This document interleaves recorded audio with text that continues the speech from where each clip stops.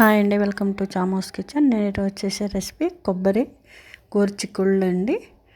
దానికి కావాల్సిన పదార్థాలు జీలకర్ర, ఆవాలు, మినపప్పు, కరివేపాకు, ఎండుమిరపకాయలు. గోరుచిక్కుళ్ళు ముక్కలు ఉప్పు వేసుకుని కుక్కర్లో వేసుకుని ఒక 3 విజిల్స్ రానిచ్చుకొని పెట్టుకున్నానండి. ఇప్పుడు తాలింపు మినపప్పు, జీలకర్ర, ఆవాలు, ఎండుమిరపకాయలు, కరివేపాకు కూడా మంచిగా వేసుకొని దోరగా వేపించేసుకోవాలి. కొబ్బరి మిక్సీ పట్టుకుని పెట్టుకోవాలండి.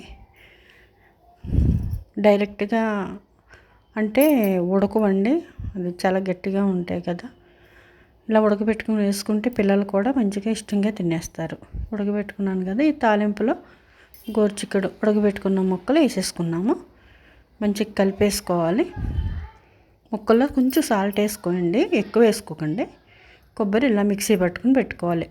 ఏం లేదు, ఒక్క తిప్పుకోవాలండి, మరీ శుద్ధ చేసుకోకండి. ఇలా పొడి పొల్లాడితో చేసుకుని ఆ గోరుచిక్కుళ్ళని వేసేసుకోవాలి కొబ్బరి.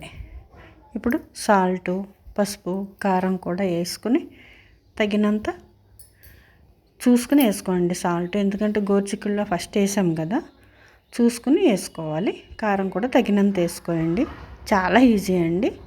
ఇంత కలిపేసుకుని ఒక 5 మినిట్స్ ఉంచుకోవాలండి. ఇంతేనండి, రెడీ అయిపోయింది గోరుచిక్కుడు కొబ్బరి ఫ్రై అండి. మీకు నచ్చుతుందండి. చాలా సింపుల్ రెసిపీ అండి. థ్యాంక్స్ అండి చూసినందుకు. వీడియో అంతా చూడండి, లైక్ చేయండి, షేర్ చేయండి, సబ్స్క్రైబ్ చేసుకోండి. మరిన్ని వీడియోలతో మీ ముందుకు వస్తానండి. చాలా